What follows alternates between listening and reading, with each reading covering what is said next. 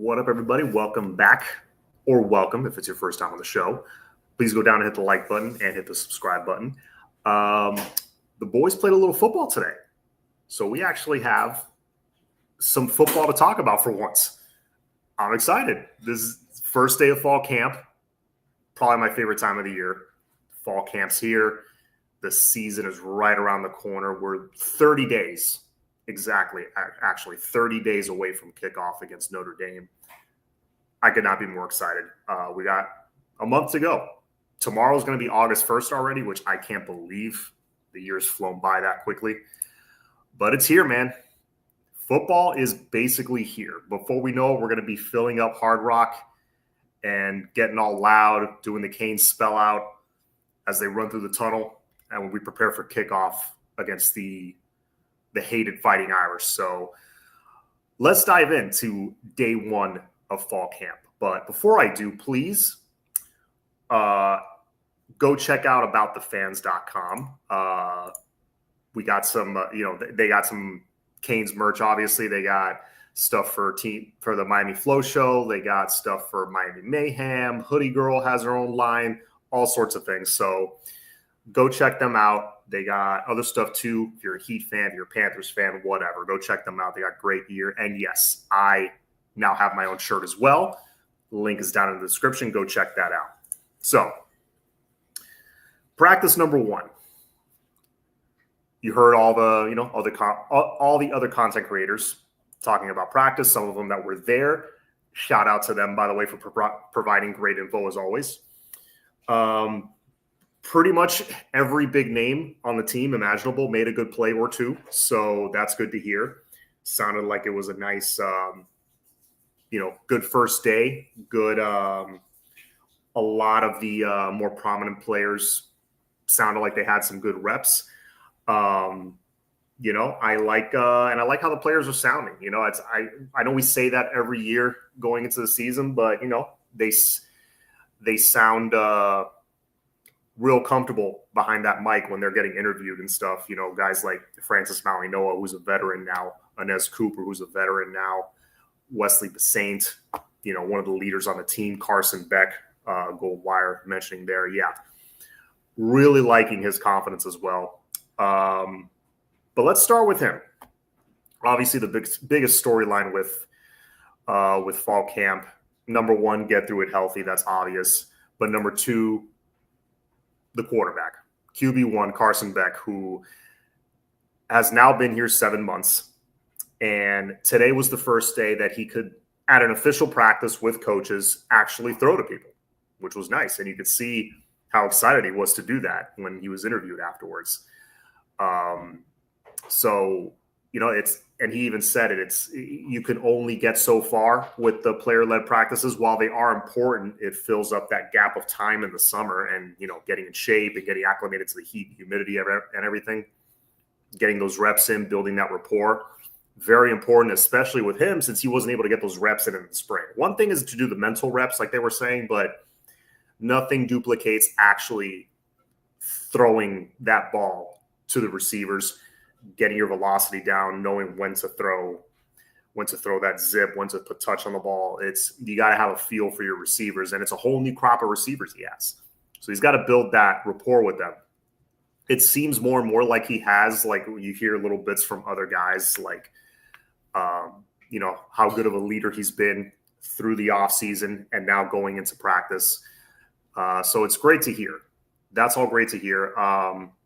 By all accounts, he looked pretty good throwing the ball, no restrictions, wasn't holding back, nothing. He looked 100% fully healthy and just letting it rip. So that was a relief to hear. We heard about it during the summer that it was going that way, but it was good to actually see a few clips and see actual media outlets, talk more about it, say that they got eyes on him and yeah, he looked good. So, that's a relief. Overall, teams going into fall camp very healthy, probably one of the healthiest we've ever gone into fall camp. Certain names that you're not used to hearing at practice because they've been banged up most of their careers. Chance Robinson being one. I believe it was Gio Milian, shout out to him, that during his report, he said that Chance Robinson was a full participant in practice. So that's huge for me because Chance was very talented recruit, 4-star wide receiver, local kid that came in last year. So he'll be going into his second season. He didn't play really last year, so obviously he'll be a redshirt freshman, but has the physique already. Size, speed, playmaking ability. If he's ready to go, even though there are a lot of guys in front of him on the depth chart, I would not be surprised if he gets into that rotation and contributes for this team because I think he has the ability to do it. That's almost like a new acquisition because that's not one. I don't think that's one that fans were thinking of for the season that's going to be a major contributor in the wide receiver room. And I don't know if he's going to be a major contributor, but you never know. As a redshirt freshman, he could pick up the offense quick. And, that's one guy that's like, he just needs to get healthy. He just needs to get healthy. That's what you kept hearing about Chance Robinson for the last calendar year. So now you got him back. That's nice. You heard, Nye Carr was in there. He's been kind of banged up in and out of the lineup throughout his career. So good to hear he was a full participant in practice, it sounds like. Cole McConaughey was another one that I'm hearing because that's another big one because he had a huge spring last year, 2024. And you saw him here and there as a true freshman in 2024, showed flashes, but really wasn't getting significant snaps yet. They love him, though. Was banged up for most of spring. Now he was in there practicing for fall camp. So that's a nice little additional boost to the defensive end room as if they needed it. I mean, they already got Hayden Lowe. They already got Ruben Bain, Akeem Mesidor. The list goes on. Very talented in that room. But to add McConaughey to that, hopefully he takes that step and he could be a real rotational contributor for the team. So good to hear some of those names back in the lineup. So that's great. John, send me some coffee. I will, sir. I will. Let me know when and where. I will send it to you. By the way, American or Cuban? Very important question. John, for President Kane's fan vote. Beck definitely was highlight of the day. Season hinges on him being the Beck of old, minimizing his turnovers like Cam. If he's locked in, we're in for a damn good season. Listen, I'm glad you brought up Cam because if you remember, a lot of people might not remember this. Going into last season, a big concern for Cam Ward until the Florida game happened and then those concerns went out the window was the turnovers with Cam. He had 80 million fumbles throughout his career up to that point. Is that going to continue to be a problem? Is he still going to put the ball in harm's way? Yada, yada, yada. So, the season happens. He's the number 1 overall pick. Does he throw the ball in harm's way? Yeah, occasionally he takes risks, but the big plays he does make kind of outweighed that most of the time. So you were fine with it. But the major problem, his ability to hang on to the ball, the fumbles, really wasn't an issue. The only time I can think of was, the fumble at the end of the Georgia Tech game. But, the game I feel like was almost kind of lost at that point. But it really wasn't an issue for him through the season. So you go to Carson Beck, it's like, well, can he pull a Cam and kind of silence the doubters when it comes to the turnovers? Hopefully he can.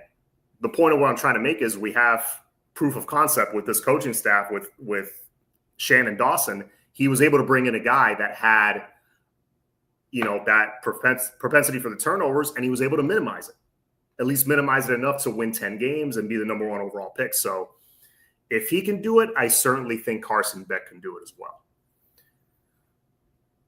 Andrew Jones, who's the starting? You must be new here, Andrew. Yes, that would be Carson Beck. That would be QB1. So, I'm excited for that. Sounds like he had a great first day. He sounds excited to be there. He always gives great interviews. Now that he's kind of out of hiding, he's doing more media stuff, more interviews. And, I like hearing from him. I think, yeah, what, Gold Jacket? I'll just read what you said because you're saying it perfectly. Beck looks happy and confident, and Miami probably a better fit for him than UGA. Uh, I watched a lot of tape on Carson from this past season. I think the play calling did him no favors. Did he make some poor decisions? Yes, absolutely. Were there some inaccurate passes? Was he a little erratic at times? 100%. Did he also bounce back and have great games? Yes, he did. And he also made a ton of quality NFL throws throughout the season. Some of them were dropped, unfortunately. I believe his team had 36 or 38 drops, something like that, approximately 600 yards worth of drop passes. And who knows, how many of those guys, if they break tackles, that's even more yards. So, obviously the drops is widely talked about. That that was a big issue last year, and that makes you press a little bit more. And I think that's what he did. He'll even say that. But he looks, I agree, he looks very, very happy to be there. And honestly, when they ask other players, like Francis, for example, they it sounds like they love him, and they they look up to him as a leader, which is huge. Do you believe they would rotate 4 wide receivers or just go with the best 4 wide receivers? I mean, if they're healthy, also depends on the game. If you're playing like a FAMU, or not FAMU this year, we're playing Bethune. If you're playing like a Bethune-Cookman, a South Florida earlier in the season, a Stanford, you're going to see a lot more rotation. It's going to depend on the game. Also, it's going to depend on how good those top 3, 4 guys are doing, because you're going to get production from Elijah Lofton. You're going to get production from Alex Bauman. That's another guy that was talked about a lot today, that Alex Bauman has great size. He could be, a major contributor to the offense as well. So it's going to be a lot of heavy, a lot of 12 personnel, a lot of running the ball, a lot of play action to the tight ends. So, the wide receivers, while I think they are going to make a lot of plays this season, they may not have the same opportunities they had last year. So really, it depends on a lot, man.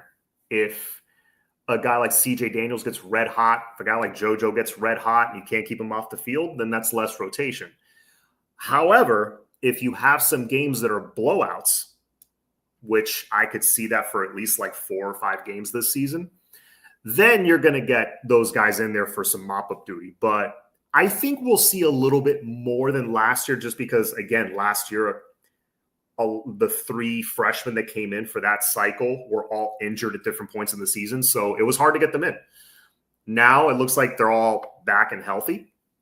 Plus, you got younger guys. I think Joshua Moore is one that you're going to see a lot in the rotation as we go throughout the season. By the time you get to that last third of the year, I think Joshua Moore, if he keeps rounding out into shape, he could be a guy that gets, 10, 15 snaps, which for a true freshman is awesome, especially for the guys that are in front of him, I could totally see that happening with him. Malachi Tony, he's one that could maybe even start at the slot after, a couple of games. So, but at the slot, you can't ignore Tony Johnson. He looked pretty good in practice today. He was getting separation from a few guys. So, they didn't actually do 11 on 11. They do a little 7 on 7 stuff, some 1-on-1 drills, things like that. It's early in fall camp, but you're seeing his athleticism, his quickness already. So, that's going to be a nice little competition at slot. JoJo, it's going to be tough again to keep him off the field as long as he's healthy. So, those wide receivers, it's a good group. A lot of question marks as far as to who's going to be that guy, or who's going to be those top 2 guys that command all those targets. But early on, it's looking like CJ Daniels. He's he's healthy. He's fully back from that injury, and he's looking really solid. I heard a lot of people talking good about CJ. Just throughout the practice, he was really good. How's the tight end room looking? Brock Schott is a beast. Yeah, Brock Schott is way faster from what I'm hearing than a lot of people thought. A beast in the weight room, just a freak in the gym, and is an absolute freak athlete. I heard a lot of the same attributes from or about Greg Olsen back in the day, just 20 years ago now. I hear a lot of the same similarities athletically. The only difference is I think Greg was like 6'5". He was huge, huge.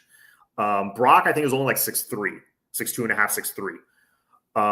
But still, decent enough size that like his strength and his speed will be a huge asset. So yeah, I could see Brock Shot getting a ton of reps, especially if we're using the tight ends a lot. If we're doing a lot of 2 tight end sets, you could see him on the field quite a bit, especially if he's blocking well. That's going to be key.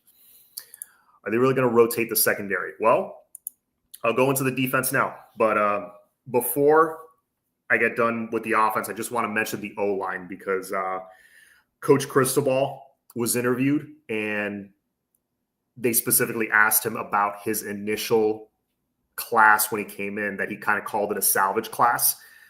The one that we don't really call it his first class. The first class was 2023 when he had Bain and Fletcher and all those guys.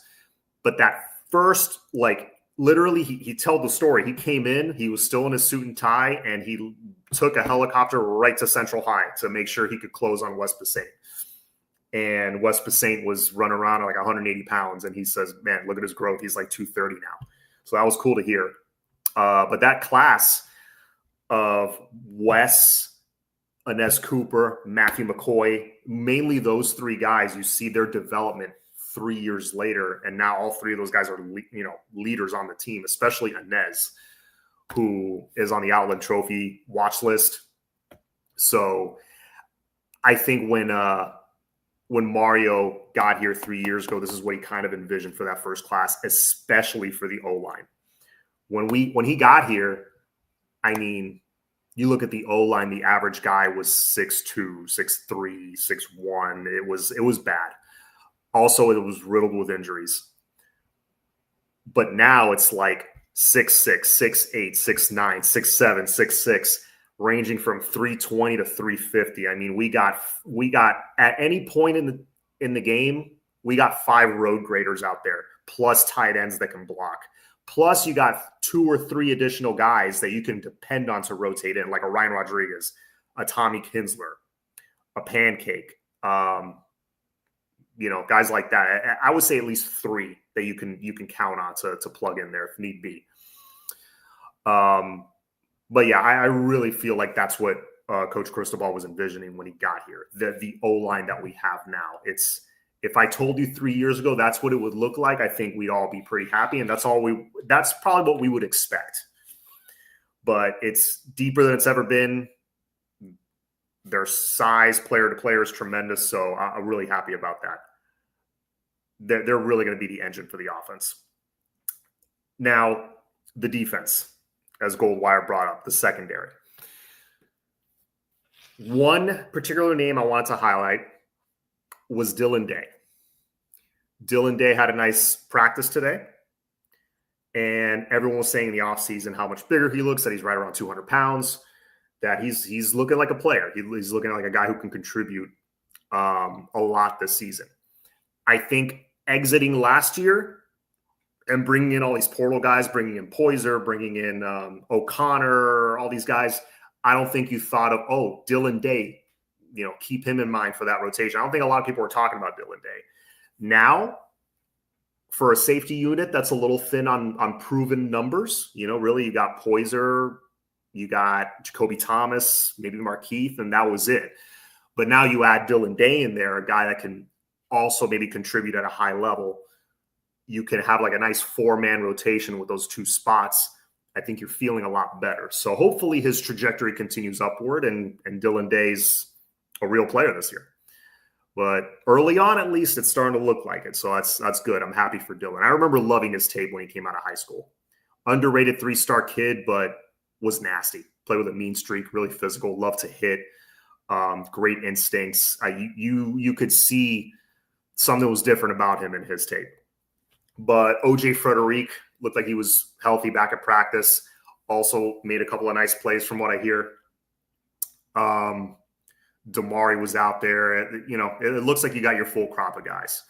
But Goldwire, to answer your question, are we really going to rotate the secondary? They asked Coach Heatherman yesterday if if there's going to be a lot of cross training, plugging guys at safety, plugging guys at corner, and he's like, absolutely, no hesitation, absolutely. He basically said that, yeah, if we're going to be mixing and matching, and if there's a situation where you can go back at, help us out back at safety, we're going to put you there. So I like that. I like that, having that versatility. You can see with the guys they've recruited, the portal guys that they've brought in, that they bring in a lot of multi-sport athletes, a lot of guys that played multiple positions in high school, that they're, are willing to be cross-trained. They bring in a lot of players like that. So that's no mistake. And they're doing that for a reason. And you're going to see why. Someone like Keontae Scott, for example, could play both slot corner and safety. Someone like Damari can play slot corner and boundary, depending on the matchup, depending on where you need him. If you have Malachi Fields there, who's huge, great, put Damari on him. Xavier Lucas was out there today, made a few plays. See who else. That's it for specific names that I've heard doing good things. But that was a weakness at the end of last year, and I think it could end up being a strength. I really do. I can't wait to see what Heatherman does with them. 2 transfer linebackers look like units. That's what I'm hearing. I'm hearing Torrey looks solid. He looks big, looks the part for sure, and he looks ready to go, 100% healthy. But Torrey and Kamal Bonner. Kamal Bonner, I think, is going to be a very underrated pickup. We're going to look back and think, oh, that was an important one. Good glue guy, good run stopper. So, and look, that's going to be key against a team like Notre Dame for sure. Yes, Christmas in July. Tell me about the Green Tree All-Americans. I hear a guy named Beck looked sharp. His arm didn't fall off. It certainly did not fall off, sir. Beck even said himself his arm felt a little juiced up, so it had like a little extra – the throws had a little extra mustard on him, and then he kind of settled in and got comfortable. So, I mean, can you blame him? He's been waiting to throw for 7-8 months, and now he's finally back, so that's good. There was a Superman wearing number 3 mossing corners. Yeah, you're talking about Josh Moore. Apparently there was one specific play that the media saw that he mossed one of the corners for a great catch. Not surprised. He did that a couple of times in spring too. So that's why I was saying earlier in the show, Joshua Moore is a guy that, maybe second half of the year can be getting a lot of reps. And that's saying something, because if CJ Daniels and JoJo Trader do their thing, which they should, that's impressive. For a team that supposedly couldn't recruit wide receivers a couple of cycles ago, I think they're kind of putting that narrative to rest. Recruiting wide receivers in the area, the big time guys, that's a different story. But we'll figure that out eventually. John Jabori and Fitzgerald could be players. Pringle and Marion bring suddenness and speed.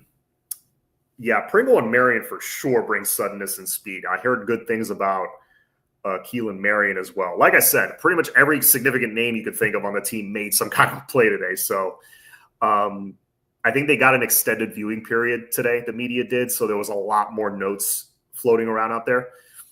But yeah, Pringle certainly has breakaway speed. I don't know how physically ready he's going to be for any kind of a load this year. Plus, Shamar Brown, Mark Fletcher, who I heard looks massive. I think he said he weighs 225 right now, and a lean 225. You wouldn't think he carries it well, but you see him in person, which I have, and it's impressive how huge that kid is. And then of course you got Jordan Lyle. I mean, that 3-headed monster, it's going to be tough to crack through that rotation outside of just it being total garbage time reps. But I'm excited for Pringle's future for sure. Marion, he was an All-American kick returner. I mean, it's almost a prerequisite that you're fast. So those are, I think he's specifically one that can add an extra wrinkle to this offense. An offense that already is going to be loaded with options. In your opinion, which miss hurts the most? CB Peterson, Patrick Peterson, who was committed but left for LSU, or wide receiver Smith to the Buckeyes? Jeremiah, I think hurts more. I think Jeremiah hurts way more because even if we got Patrick Peterson back then, that was the '08 class that we were able to flip Brandon Harris, who was another 5-star corner. Ended up having a really solid career at Miami. It was a second-round pick, but Patrick Peterson would have been an absolute beast here.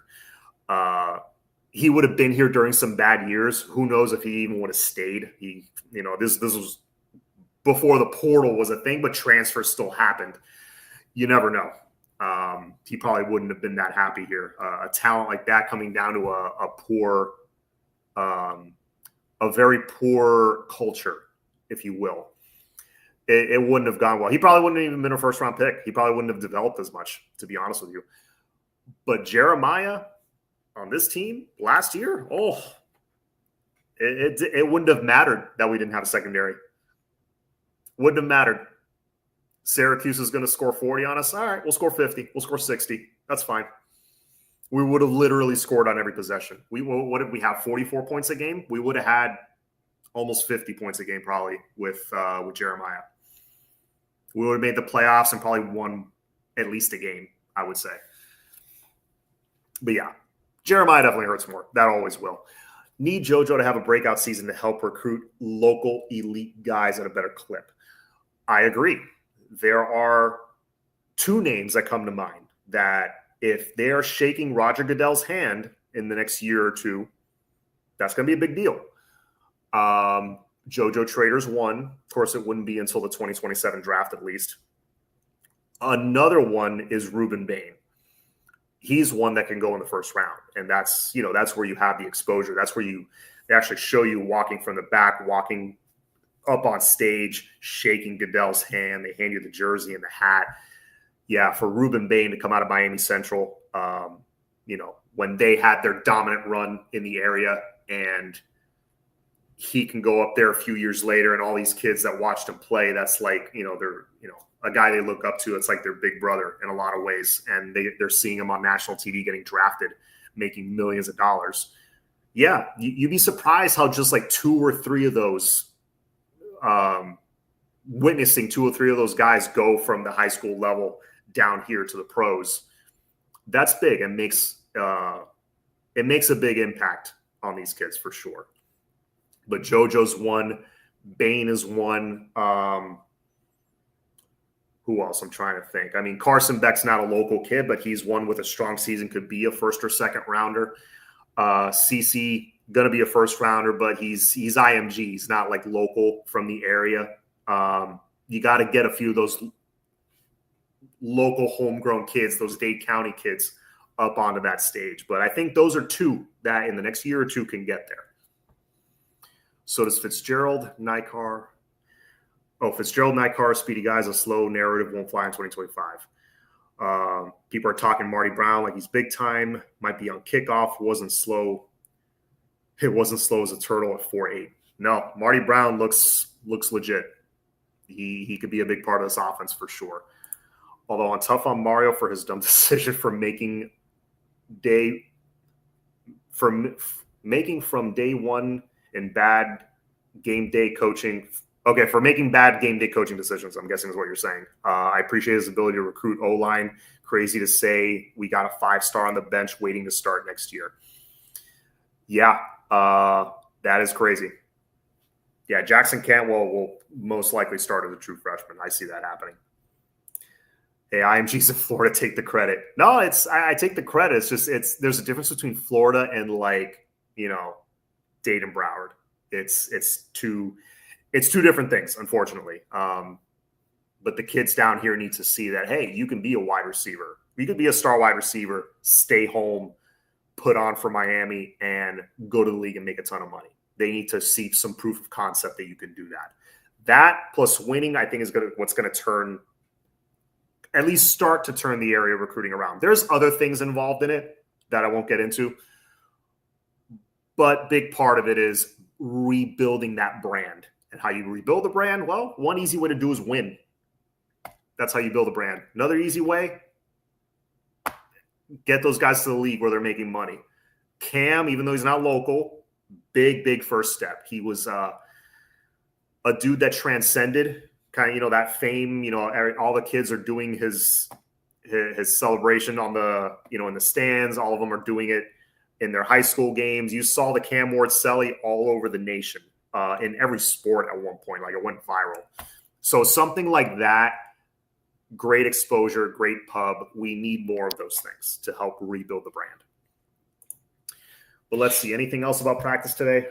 I don't think so. I didn't want to be on too long. We're right at 30 minutes. But just wanted to go over that first day in practice. It was a solid day, it sounds like. They're taking it slow, one-on-one drills, running routes, 7-on-7 stuff. They probably did a lot more after the media left, but it's sounding good, man. And every day we're getting a little closer to the start of the season. By this time tomorrow I will be able to say, hey, we got Canes football this month. So it's close. Agreed. Winning and high draft picks will greatly reduce all that extra noise. 100%.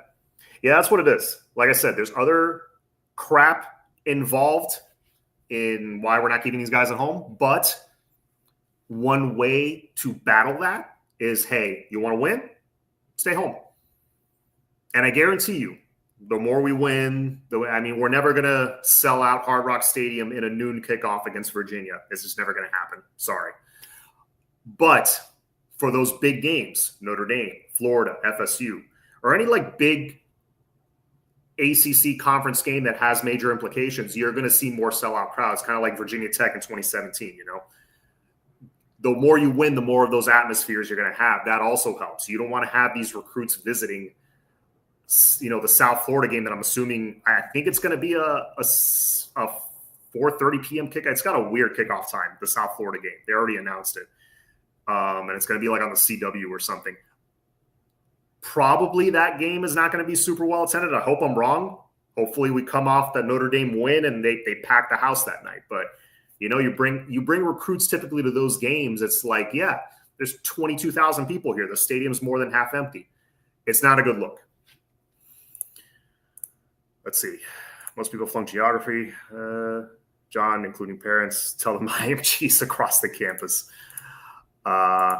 Whatever it takes, Mario, like cheat or steal. That's funny. All right.